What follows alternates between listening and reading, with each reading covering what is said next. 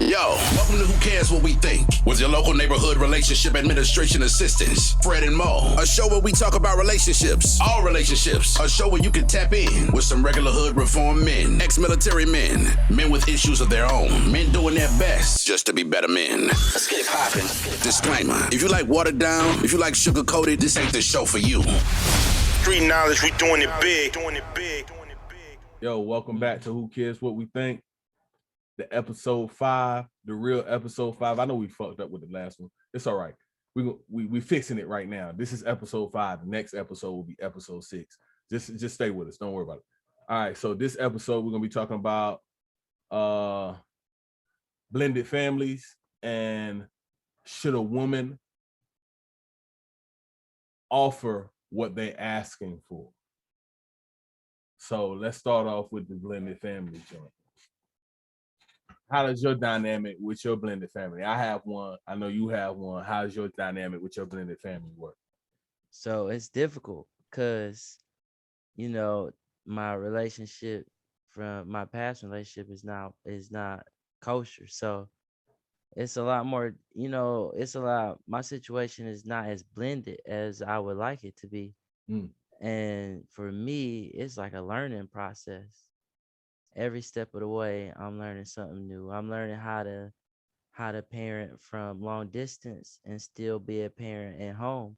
How frustrating is that for you, though? It's difficult. It gets very difficult because sometimes it makes it difficult when you get to make big decisions in your house for your child, and then you can't make decisions, long distance, and you understand like you missing out on big moments because you get in to see every day, how special those moments are. So it makes it very difficult. But, anytime you dealing with a blended family, you talking about blending past.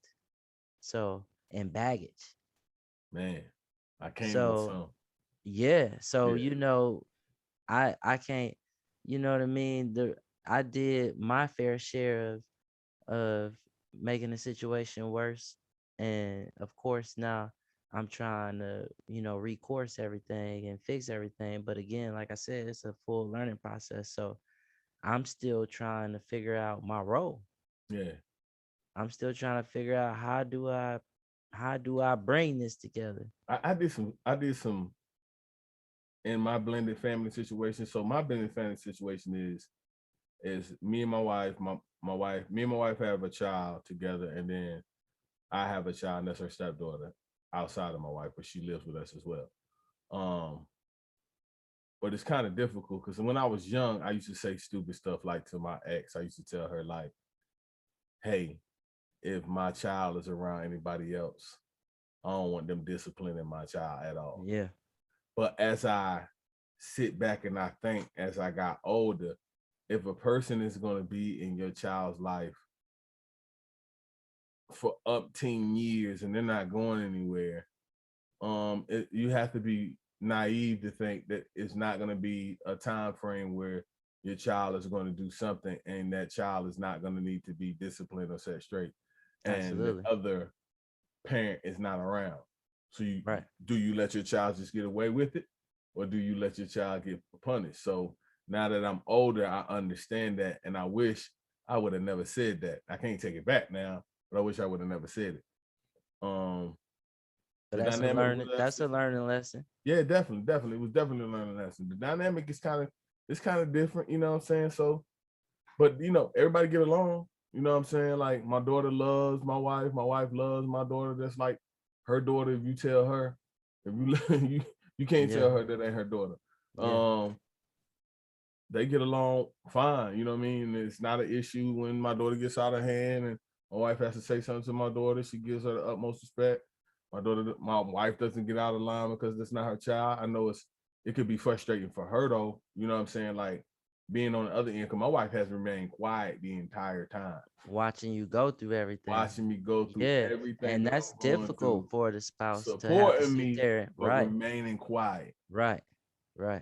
I can't imagine the immense pressure that she had to deal with and has to deal with when it comes to that. So I commend her and salute her for taking my baggage and handling it and holding it and carrying it, because she didn't have to. You know what I'm saying? Real Oh shit. yeah. Yeah. Respect to all the spouses out Yeah, there that do that. Yes, definitely. that Definitely. have to support, Definitely. somebody going through that situation, because it's Definitely. not easy for neither parties. No. It's to be honest, it can't be easy for my ex as well. No. You know what I mean? No. To imagine someone being there with your Right. daughter, you not being able to be there. I get it, you know what I'm saying? But at the end of the day, my thing is, where's the child safe? Where's the child flourishing more? Period. Right. Well, that's what it's supposed to be about. Yeah. But it's not always about that. No, sir. Please believe that. No. Boy, please believe that. Boy. It get funny. And that actually leads into the next topic, because most of the time the situation be messed up because you move on, right? And you moved on because that person didn't have something you was looking for. So, and later the female get upset because they see, what you doing. Then they act like they want you, but you want me, but you're not sitting at the same level as me. So my question is, I wouldn't even say that they want me, but go ahead. What's your question? They envious of the relationship that you might have, or envious of the fact that you move on. There's some type of level of someone's being envious at that level, because if you're just being petty, you know what I mean, two adults can easily be like, you know what, this ain't working, Right. let's just go ahead. When you start to do little things, it's you get upset, and sometimes people see you do well and they may not say nothing, but you understand, like, oh, you thought I was gonna be a dirtbag. So I would say this. I just feel like whatever you asking of a person, you should be able to give yourself. Don't expect something from someone that you won't do for yourself. First, off the top. If you won't do it for you, why you expect me to do it for you? Off the top. I get it. So if you do for yourself, and these are the things that you do for yourself, or these are things that you want for yourself, I get it. Yeah. But you can't expect any other human being on the planet to want to do things for you that you won't do for you. You never even did it. You won't even try to do for you. That's not, come on now. That don't make no sense to me. But what value do you hold in a relationship? You know what I mean? Can't do for yourself? Exactly. If you can't do for yourself, you hold no value in a relationship to me. None. Not saying, no, I take that back. I can take that back. Because you do have some spouses that are at home, and because they want to be at home, because the other spouse wants them to be at home. Now, and I definitely am not minimizing the things that a woman has to go through, or a man has to go through if they're watching the children and taking and raising the children at home. But definitely that's still not. doing something. That's still doing something for yourself. But when you are not doing nothing, I mean, absolutely nothing, what you expect me to do for you? Can't. Man, FOH. We can't. Fuck out of here. Them be the ones, though. They want you, but they want you to make 100 racks a year. Okay. Do you make at least 80? You know what I'm saying? At least come over the meeting, you know what I'm saying? Like, I get it. You want someone to make over $100,000 a year. And if you really do the math, over $100,000 a year, that really ain't much money. It's not. It really ain't much money. A lot of people think that I made 6 figures is a lot. Really not a lot. Not today. No. It'll go quick. No. Shoot, it's time for that segment. You already know. That social scroll. Let's get to it.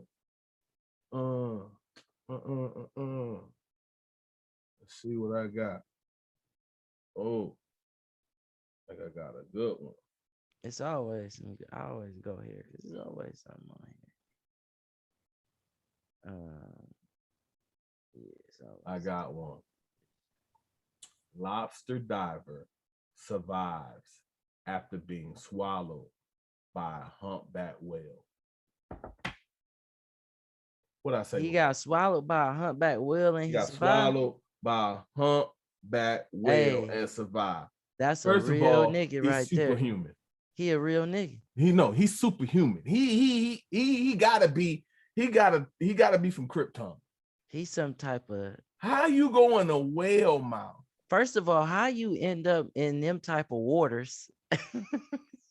First, in their home, like I've said before, you out there in their home. I don't watch enough National Geographic to know you got to be in some deep waters to be around some whale water. Yeah, let's just say an anomaly happened, and the whale was close to the land. Either way, the time you step off that sand and you put your foot in that toe in that water, you are now in his house. Oh yeah. If somebody come to your house right now,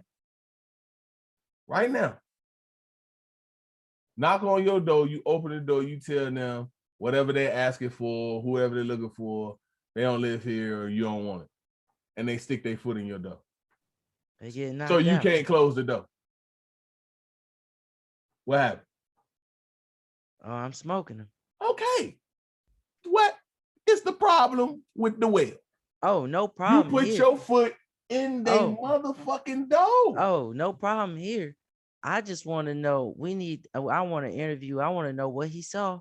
And it was there any other niggas in there that couldn't get out?